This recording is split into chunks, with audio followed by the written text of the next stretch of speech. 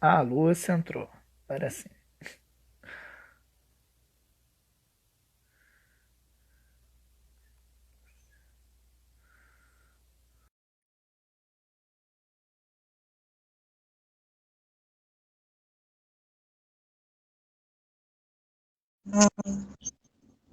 Oi, Lúcia. Oi, boa tarde. Que saudade, minha linda. Ai, meu Deus do céu. Eita, tem gente, bastante gente entrando, né? Tem, tem. Eu te falei que a gente vai discutir assuntos, né? A gente fez publicação. Você publicou nas tuas redes? Publiquei. Então, o pessoal tem que vir escutar a gente. Ué, só vamos dar mais um tempo. Como a gente combinou às 3, faltam 2 minutos. Deixa o pessoal chegando. Tu É foi bom que hoje hoje o lá? tempo tá bom, né? Menina, mas tá um frio aqui em Olaria. Olha, Tá bom para dormir. tá mesmo. Tem um professor que chegou, Marcos. Marcos Nunes, que Isso. chegou, ele fez mestrado comigo. Gente boa, Lúcia. Professor de educação física. Tem a Marieda, jogadora do Fluminense. Tem a Cal Ritz, que também entrou. O Flávio é do Espírito Santo. É árbitro, amigo meu. Né? É, comer chocolate. É um bom dia mesmo comer chocolate.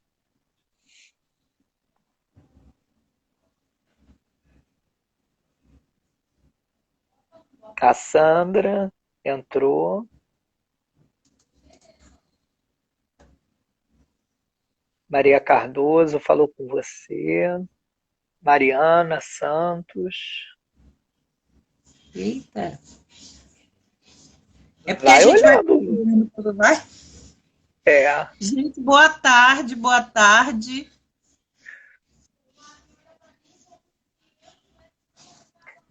Ó, 3 horas. Vamos lá, vamos começar. Vamos. Pati, bem-vinda. Maria Cardoso, bem-vinda também. Meu bate-papo hoje é com a Lúcia, né? A Lúcia trabalha numa ONG, né, dentro do Complexo do Alemão. É ali perto da minha escola, né, onde eu trabalho. Já trabalhamos juntos em outra oportunidade, foi em 2015 ou 2016, não lembro o ano direito. Acho que foi Cheguei 2016, 16, 17, por aí. 16, 17, por aí, É, né? Mas a gente se conheceu antes até de trabalhar junto, né? Foi um projeto de um juiz federal, né? Que foi lá isso. na escola e aí a gente começou a se conhecer melhor, né? Juiz Aí, Vladimir. Lúcia, oi? Juiz Vladimir Vitovski, juiz Isso, federal.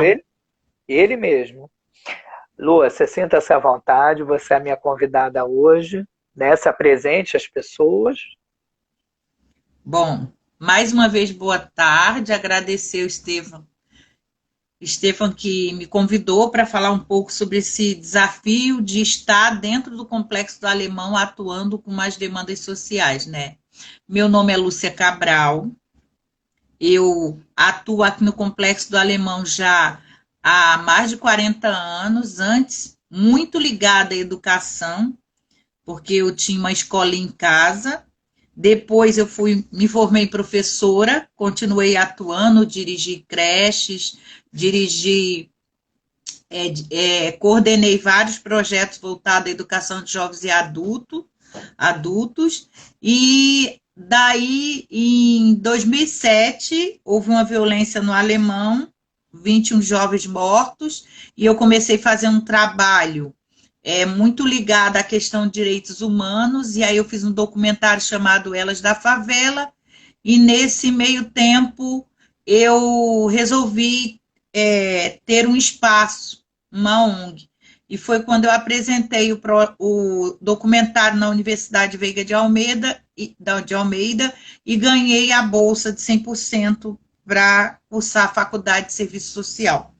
Meu sonho não era serviço social, mas antes disso eu tenho um histórico de movimentos sociais, na pastoral de favelas, na luta por saúde dentro do Alemão, e aí um trabalho muito ligado à Rede de Comunidades Saudáveis, que é uma instituição, um movimento que ele nasceu dentro do CEDAPS, que é o Centro de Promoção de Saúde, na luta contra o HIV, AIDS e tuberculose. Inclusive, semana que vem eu vou estar numa live falando sobre a luta das questões ligadas à tuberculose dentro das favelas em tempos de pandemia. E aí, todo esse processo entre saúde, educação e direitos humanos me levou ao curso de serviço social, ao qual me apaixonei também, apesar do meu sonho ainda é fazer uma pedagogia, porque eu amo educação, e educação muda o mundo, né, transforma vidas. E aí eu fui fazer esse curso, né? E aí eu não sou nascida aqui no Rio de Janeiro, nem no Alemão, nasci na cidade de Itaperuá, na Paraíba, vim para cá, para o Alemão, com 6 meses de idade, e daí são 53 anos vivendo essa comunidade dentro de um contexto desafiador de trabalho e de construção, assim, de construção não, de trabalhar em cima dessa identidade cultural forte que as favelas têm. Hoje eu moro no condomínio Palmeiras por conta do PAC, mas a minha vida 24 horas é aqui no Educap, na Rua Canitá, no Campo do Sargento, que é a ONG que eu fundei em 2011, junto com algumas pessoas. Ela nasceu em 8 de março de 2008, no Dia Internacional da Mulher, quando eu lancei o documentário Elas da Favela, feito pelo mandato do Marcelo Freixo, falando sobre a luta das mulheres dentro de favela em dias de operação policial. E dentro desse período foi me dando mais força para trabalhar as questões territoriais que envolvem a favela, a luta por políticas públicas, dialogar com o território, com o poder público e fora do território.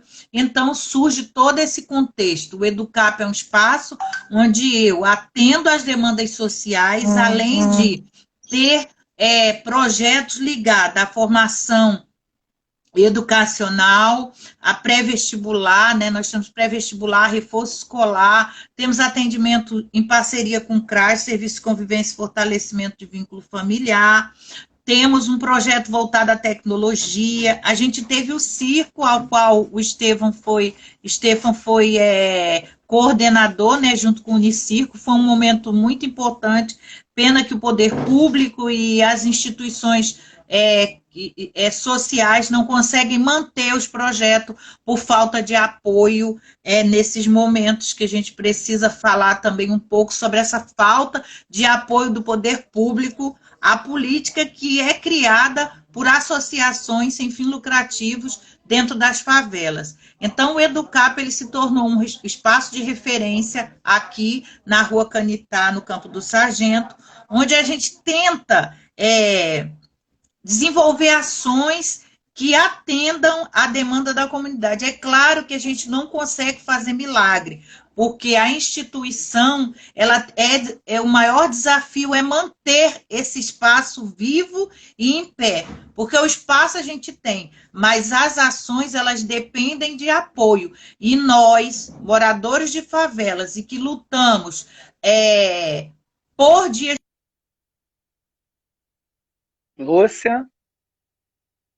Lúcia, você caiu. Volta, agora volta a falar. Pede para parar de ligar e... De novo. Pelo amor de Deus. Pedro, foi meu neto ligando. Agora... voltou? Então, eu fiquei assustada e eu coloquei... Fala para ele ver a live, que é melhor. Ele é demais, tá atormentando desde cedo. Mas voltamos ao assunto. Essas coisas acontecem com as lives, né? Acontece. E aí o Educap, ele procura ser um espaço que atenda a comunidade nas suas nas suas demandas, sendo que nós não somos perfeitos. Eu vou até falar uma coisa, que hoje eu amanheci angustiada, e a comunidade às vezes acha que a gente tem que fazer milagre, assim, que a gente é obrigada a fazer. Então, nós tentamos a todo custo, sempre, trazer algo que favoreça o desenvolvimento comunitário. Só que, às vezes, a gente encontra um empecilho durante esse percorrer de trabalho, né? Que é a falta de apoio financeiro, a falta de apoio da própria comunidade que não compreende o seu papel.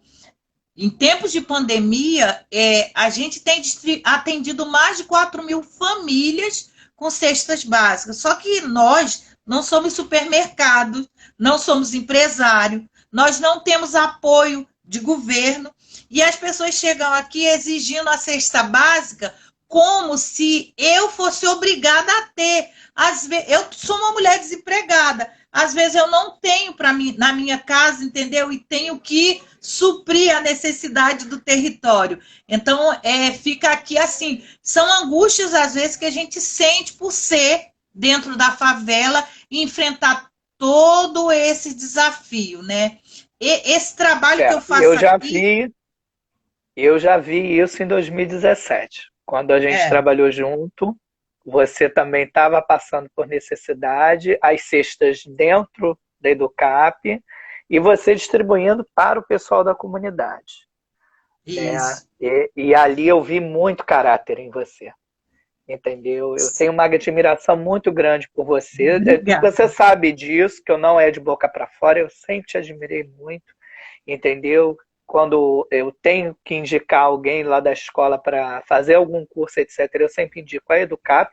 Não sabia do seu pré-vestibular agora, tá? Vai fazer 2 Isso anos. você pode divulgar, tá, pra gente, até porque uma colega minha de história, eu não sei se a Valéria está na live, ela mora aí, e ela estava perguntando se tinha um pré-vestibular aí, como seria para ajudar você, entendeu? Então depois eu vou te mandar o contato dela. Tá? A gente começou ano retrasado com uma turma, alguns conseguiram se inserir na prova, né? Fizeram a prova, passaram no Enem e começaram a faculdade. E esse ano a gente conseguiu aumentar o número de alunos. A maioria dos professores são voluntários da UFRJ, da PUC e da UERJ. Alguns são moradores daqui, outros são moradores mais distantes. Mas assim, todos os professores, ninguém ganha nada e ainda colabora com desenvolvendo todo esse percurso de elaboração de projeto, de organizar as aulas. Então, as aulas estão online, porque sem condição de voltar, e aí a gente deve ter aí para o próximo mês alguma reunião para dialogar sobre isso. O Educap também tem o curso de tecnologia que todo mundo quer voltar, que é de desenvolvimento de web e informática, pacote Office, informática... básica, informática básica. E todos são voluntários, professores são voluntários. Aí aconteceu de alguns computadores ficarem ruins, mas meu filho veio, consertou, e aí a gente vai remanejando e tentando realizar. Só que com a pandemia está difícil você colocar muitos alunos, e as pessoas querem porque querem vir para o curso. Aí eles estavam elaborando, junto com um parceiro, um curso online.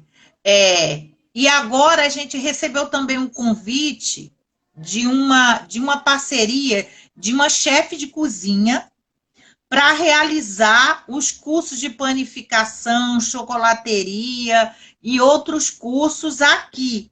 Mas ela vai atender de 10 em 10 pessoas. A cada mês ela vai, uma vez por semana, formar um grupo de 10. E aí a gente está dialogando. É um curso profissionalizante. Por quê? Porque as pessoas precisam dessa formação, porque ela pode trabalhar como empreendedora. Porque hoje o mercado de trabalho está muito difícil, o formal, e aí as pessoas estão migrando para o empreendedorismo. Então, eu também atuo com um projeto chamado Investe Favela, que trabalha com empreendedores de favela. Uma seleção. Esse ano passado, houve 2 seleções de empreendedores de favela. Esse ano teve uma, por conta da pandemia, parou. E aí eu estou atuando com esse grupo. Tem o Instagram, @investfavela, e lá fala sobre esse projeto, né? E é um dos projetos que me instiga também a atuar com essa metodologia para apoiar pequenos empreendedores. Eu também estou com um projeto de extensão com a Rogéria Nunes, que atua com Mulher de Favela, que é um projeto também que a gente está atuando aqui com mulheres empreendedoras. Então, a gente está voltando agora com a pesquisa, mapeando essas mulheres empreendedoras. É um projeto de extensão da PUC, e eu estou apoiando a Rogéria. Nós temos o Make in Favela, que vai estar voltando, começando, atendendo números pequenos, de acordo com mais normas, para atender as mulheres, para estarem se capacitando aqui. A gente também está atuando com o SAIS, que é Saúde, Alegria e Sustentabilidade, que é um projeto de telemedicina que começou no Alemão, e aí eu e meu irmão articulamos. Eles estão em São Paulo, em Heliópolis e Paraisópolis. Eles estão aqui dentro do Educap, atuando com equipe de solo, com a Letícia, que está aqui como enfermeira, e um motorista que atende às demandas quando há necessidade. Também estamos começando agora com o projeto que a gente está tentando trazer o espaço social empreendedorismo mulher, que é da Rafaela, do Make in Favela. E aí a gente vai costurando. A gente tem o projeto que está dialogando com o Educap e com uma pessoa lá de Jacarepaguá sobre Emprega Comunidade, que é um projeto com banco de emprego, que eu estou costurando a parceria com ela agora, que é a Regiane, lá de Paraisópolis, que tem o Emprega Paraisópolis, só que o projeto dela tomou uma extensão maior. Ele é um projeto empreendedor para usar pessoas, para empregar pessoas da favela, capacitar na formação profissional e encaminhar para o mercado de trabalho. Então, são projetos que a gente está atuando. Eu estou com uma DOT, uma diarista também, através da Regiane de Paraisópolis, que é apoiar 10 diaristas que já foram cadastradas. Então, a gente vai costurando em rede todo o trabalho do Educap, tentando fazer com que as pessoas sejam atendidas nas suas demandas. É claro que uma instituição como Educap, sem apoio governamental, sem apoio de ninguém, ela tem o desafio de se manter.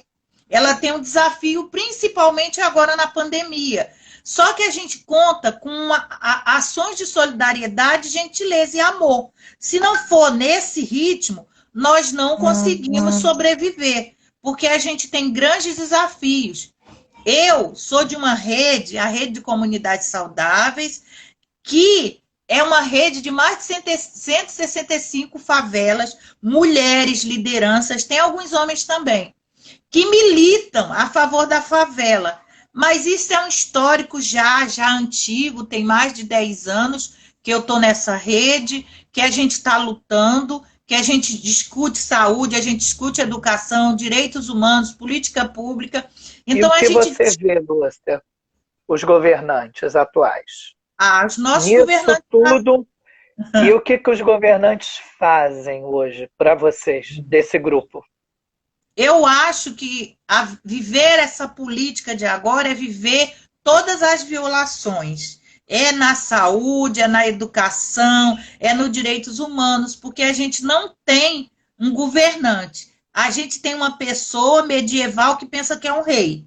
A gente tem a igreja gerenciando um município. Nós não temos um prefeito gerenciando o município. Ele não gerencia, ele não é gestor para o Estado, para o cidadão e cidadã que tem seu direito garantido. A gente tem um governador perdido em meio a tanta corrupção que você não sabe para que lado você vai. Então, você tem várias violações e isso não é política. A política partidária desse país, ela é suja, ela é corrupta, para mim ela é podre.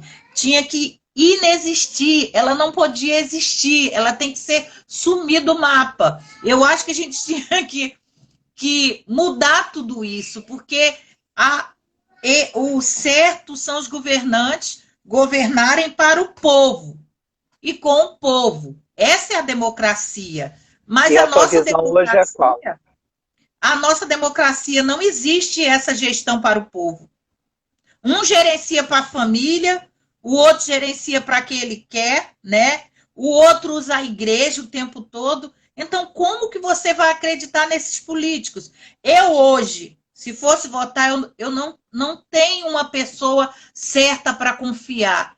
Tá difícil você confiar, porque você acredita numa pessoa hoje, amanhã você já vê logo a derrapada dela. Então é muito difícil. A corrupção virou um câncer nesse país, em outros países também. O Brasil é um país rico que está destruindo a Amazônia, que está trazendo mal para dentro do país, e as pessoas estão vendo. Os políticos que estão lá no Senado, nas câmaras de vereadores, nos seus palácios governamentais, todos eles sabem disso, mas ninguém parece que tem uma força maior do mal dominando todas essas pessoas para fazer o mal para a comunidade, para fazer o mal para esse país. Eu fico muito preocupada o tempo todo, os indígenas sofrendo.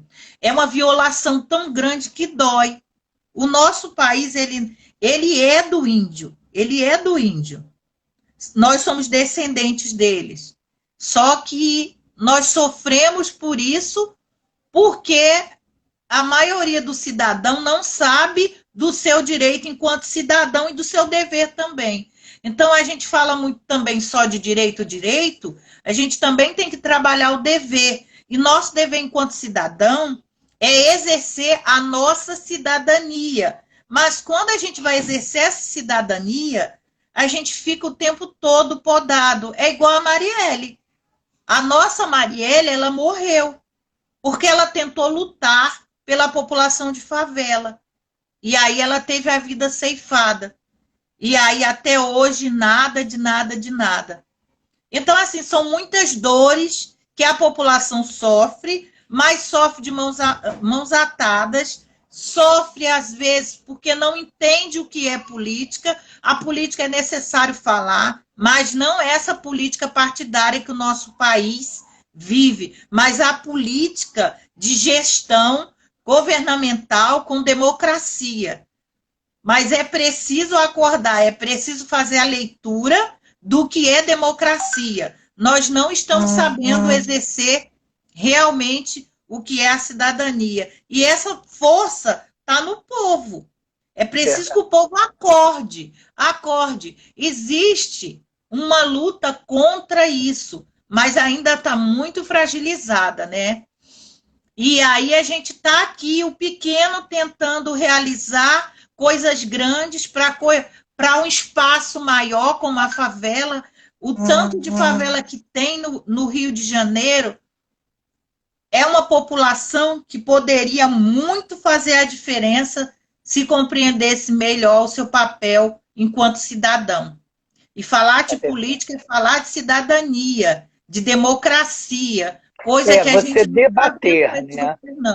Isso. O que a gente falta, né, na política, falta para hoje, é o debate. É o debate aberto, é o debate com sentido, né? As pessoas não querem falar dos assuntos, né? Elas não querem saber qual é o problema lá naquela ponta. Ela quer saber, eu estou aqui bem, eu estou aqui confortável, é o que importa, né? E não olha pelo outro, né?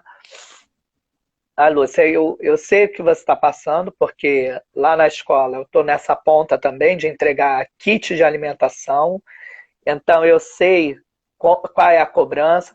Até a marca do arroz fizeram, parecia que eu tinha comprado aquele arroz.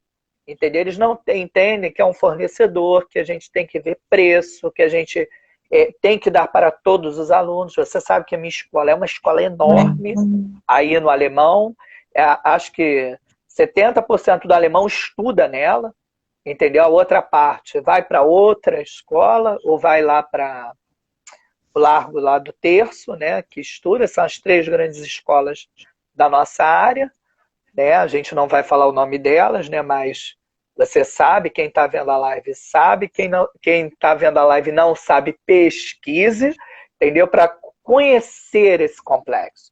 O complexo do Alemão ele não é pequeno, ele é muito grande, entende? E ele tem uma diversidade de pessoas e coisas imensa. Só quem vive ali, quem sabe, a Caneté eu nunca tinha conhecido, eu conheci depois com a Lúcia, entendeu? Eu pegava uma mototáxi lá na grota e vinha por dentro, a Lúcia me dava cada esporro, dia de tiroteio, você é maluco, que não sei o quê. Tu lembra, né?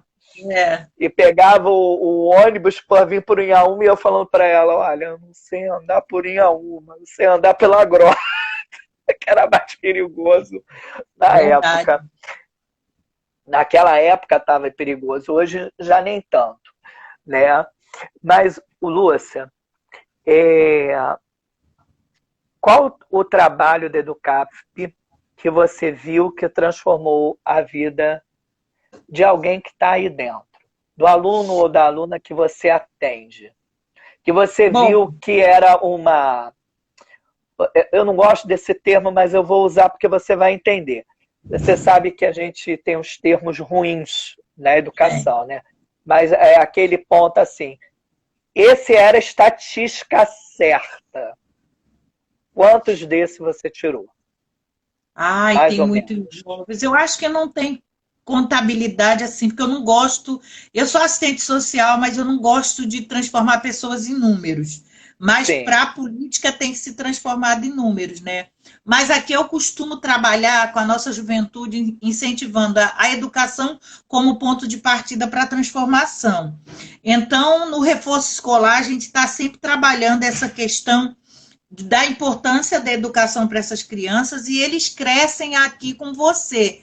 Então, você faz os encaminhamentos. Então, todos os jovens que eu puder encaminhar para um curso, para um mercado de trabalho, eu estou encaminhando. Então, eu nunca contabilizei esse jovem, porque... Mas são muitos. Mas tem um menino que, para mim, marca muito a história dele na parte da educação, que é o Matheus, que hoje está voluntário aqui, mas eu estou tentando colocar ele no mercado de trabalho, porque ele já tem 18 anos. Ele começou aqui, eu acho que ele estava com 8 anos. E ele, com dificuldade de aprender a ler, a gente descobriu que ele era dislexo. E aí, durante esse período, a gente foi trabalhando ele até ele concluir o ensino médio, o ensino fundamental. E aí eu tenho um projeto também, que é com a UFRJ. Um é psicologia, que é adolescer em movimento. O outro é Juventudes e Direitos Humanos, com um grupo de terapeuta ocupacional. E esse grupo de estudantes de terapia ocupacional resolveram trabalhar com algumas crianças com dificuldade todos os sábados aqui. E o Matheus foi para eles. Ele conseguiu concluir o ensino fundamental. Ele sofreu violência na escola de um professor. Eu fiquei muito triste. Ele não conseguia ler uma palavra. O professor tacou o apagador nele. Ele veio muito chateado e com um trauma muito grande sem querer estudar. Mas até aí passou, porque ele fez a terapia ocupacional, e aí ele conseguiu, ele está no ensino médio, está no 2º ano, passou, agora com a pandemia está parado, né, mas ele está lá no CAIC Teófilo, na Nova Brasília. E ele é um menino muito dedicado, adora ajudar as pessoas, é colaborador demais, e o Matheus, ele é a referência para muitos garotos daqui agora, quando eles entram, que querem ser igual a ele, que também querem vir para o Educap, querem colaborar. Isso é muito bom. E tem um outro menino, o Lu, que foi um menino que foi preso, ele era de um bonde, foi preso, ele era de um bonde de funk. Aí, na época do baile da quadra, lá em 2005, 2006, por aí ele foi preso, fugiu lá do presídio ali de Benfica, depois prenderam ele de novo, ficou 7 anos preso, voltou, me procurou. Aí, na época da ocupação, ele teve o desafio de se entregar, porque ele era fugitivo. Só que naquela época o Afroreg estava aqui. Aí, com o apoio do Júnior, consegui levar ele até a Lapa, onde eles tinham um programa que atendia egresso. A advogada consertou a situação dele e conseguiu um emprego para ele. E hoje ele cuida da família dele, tem 4 filhos, tem a casa dele. Quer dizer, mas todas as vezes que ele se sentia mal, com vontade de mudar a vida dele, assim, se sentia perdido, ele me procurava até hoje, ele tem um respeito muito grande por mim, e aí ele mudou a vida dele. Então, é um exemplo de um jovem que tinha tudo para estar por aí perdido.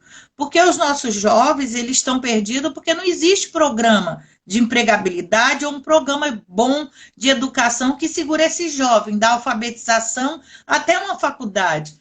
Num encontro, numa audiência pública de educação, Marcelo Freixo fez a conta e ele disse que no Rio de Janeiro dava para ter uma assistência a esse jovem nas suas famílias, da alfabetização até a faculdade, para eles se formarem e irem para o mercado de trabalho. Mas não é de interesse do governo. O interesse do governo é entrar na favela com tiro, porrada e bomba.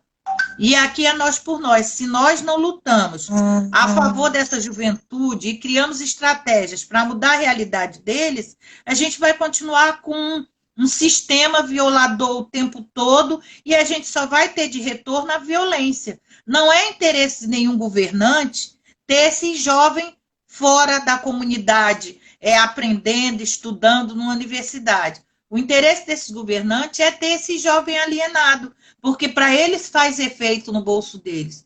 Então, se a população de favela acordasse e se enxergasse cidadã de direito e cidadão de direito, a gente não tinha essa violência que hoje a gente tem. Então, o desafio fica para qualquer político mudar essa realidade, o desafio fica para qualquer político de que ele precisa pensar na juventude e na infância dessa criança, né? Porque aí dá sequência, infância, adolescência e juventude. E aí o jovem que está na faixa da idade infantil até 29 anos é o jovem que precisa do olhar do poder público, é o jovem que precisa ser direcionado. Porque o quanto a educação é importante, mas muitos jovens têm que largar a escola cedo para ir trabalhar, para ajudar a sustentar a mãe ou o irmão, ou muitos jovens se desgasta da família porque quer estudar, não tem como ir para a escola e acaba entrando para essa vida paralela. Então, tem que se pensar numa política de segurança para esse jovem. É muito difícil, eu não vejo nenhum político falar sobre isso, que é preciso pensar da infância à juventude, sabe? Pensar numa política que vá atender de verdade, uma política social para cada família que vá atender esse jovem de verdade. A gente precisa disso. Porque se hoje a gente tem uma adolescente grávida, é porque as políticas brasileiras, elas são falhas. Elas não são feitas para atender a favela, elas não são feitas para atender o jovem de favela. E aí é caso a pensar para qualquer candidato político, a pensar em construir junto, a pensar numa construção de uma plataforma participativa. E isso é fácil fazer. Ativa, né? E ativa. Porque não adianta só você falar, porque senão fica no discurso, né? Mas que venha as ações junto, né? Porque tem que ter o debate, mas também tem que ter a ação pós o debate. Né? Lúcia, qual é mais ou menos a faixa de etária hoje que você está atendendo? A partir de 7 anos, né? Porque menor a gente não consegue atender porque demanda cuidado e a gente trabalha com poucos voluntários. Uhum. Aí vai de 7 até quantos anos? Que o jovem fica mais ou menos aí? Ele fica aqui, tem gente de tudo quanto é idade. fica aqui nas atividades que tiver, eles vão se inserindo. Então, assim, não tem escolha. A gente também está para voltar com a alfabetização de jovens e adultos, que durante muitos anos vai assim de ponta ver o jovem que não conseguia aprender a ler, se alfabetizar e ir para a escola formal, já com a sua leitura. Porque a gente tem muito analfabeto político. A Mônica colocou aqui que é um assunto que a gente fala muito, né? Dói muito, incomoda eles ter um filho, calma aí, um filho formado sendo filho de uma dona de casa e um pedreiro.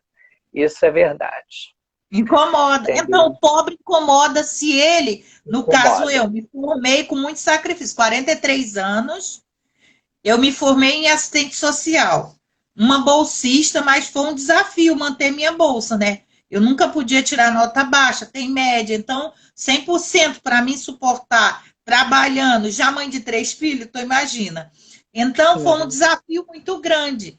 É preciso ter muita força de vontade para vencer isso tudo. E da minha família, a única que tem faculdade sou eu. Porque os outros não foram para a faculdade. Meus filhos também não quiseram ir para a faculdade. Mas tiveram oportunidade, Lúcia? Tiveram oportunidade. Não tiveram, mas não quiseram. Não. Diferente de mim, parece que eu suguei todo o desejo e a vontade que a educação o tempo todo transforma. Mas santo de casa não faz milagre, né? E aí cada um segue o seu destino, Cada um segue o seu destino. Eu segui o meu, eu prezo muito isso, porque meu pai, ele era pedreiro. E minha mãe era do lar.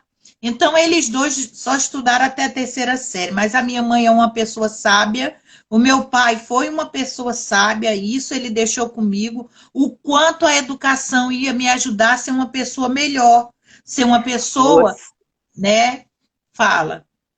Você se formou com quantos anos, Lúcia? Eu tinha 43 anos. Eu estou com 54 agora. Entendi. Então, houve um momento entre os 18 e os 43 que te impossibilitou estar na educação. Sim, tive que trabalhar. E isso é uma realidade de muita gente. Entendeu? Mas eu nunca deixei ficar parada, porque eu participava de movimentos sociais.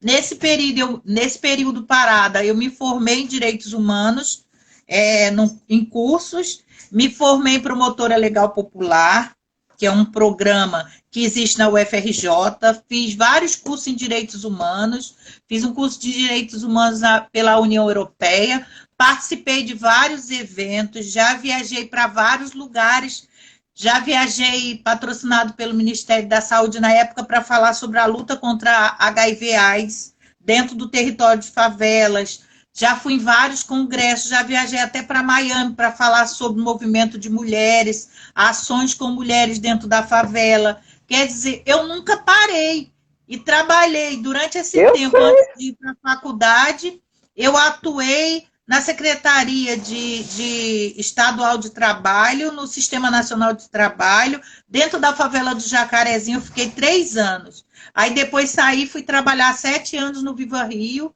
e aí dali eu terminei a faculdade no Viva Rio, que foi um projeto muito bacana, trabalhado, que foi na implantação das clínicas da família, com o Viva Rio, que foi maravilhoso o aprendizado, porque cada passo que você dá na sua vida, cada movimento que você participa é um crescimento para você. Você nunca deixa de crescer.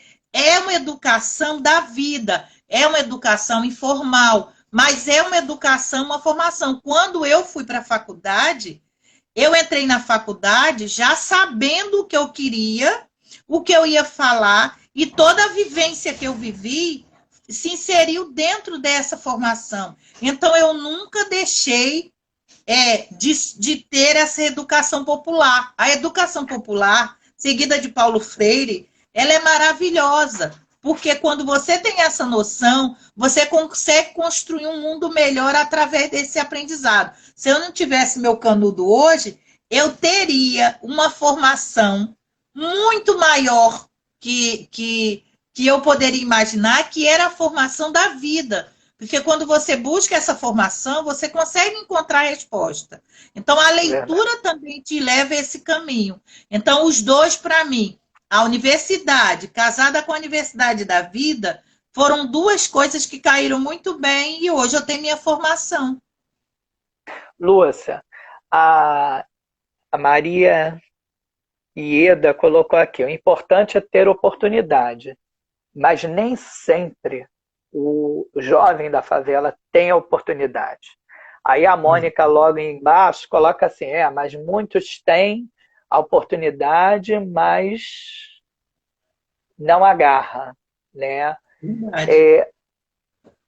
Você tem um grande problema. São dois problemas, você ter, né? E quando você tem, aí, vamos lá, mas eu falo, as pessoas dentro da comunidade também não estão preparadas quando têm a oportunidade. Né? Elas não se prepararam, então elas querem aquilo já mais pronto. Né? A Lúcia sabe disso, porque ela vivencia, aí eu vejo lá na minha escola, então assim, você tem que fazer isso, mas é muita coisa. Não tem um jeito mais fácil. Aí o jeito mais fácil, que você fica assim, mas como assim o jeito mais fácil? É esse jeito que a gente está falando, tem que ser feito. A educação é isso. E aí a gente chega no ponto que você está falando, Lúcia. A alienação, entendeu? A alienação é tão grande que a pessoa não consegue sair, né? O Platão fala sempre da caverna. Eu falo que a caverna que a pessoa se bota lá dentro e ela não consegue sair. O pessoal gosta de uma caverna, gosta de ficar ali, ó. Não, agora eu vou botar a cara, mas não vou botar tudo. Né? Mede, né? Até onde vai. Eu sempre falo que eu vou até onde minha mão alcança. Se minha mão alcançar lá em cima, eu vou lá em cima. Entendeu? Eu me formei em matemática, né? Depois eu fiz um monte de pós. Terminei meu mestrado agora, aos 34. Mas meu irmão, que tem 8 anos mais novo, ele já está no doutorado dele. Por quê? Porque teve alguém na família como exemplo, teve alguém que lutou, e aí os exemplos vão ficando. Né? E a gente vai plantando.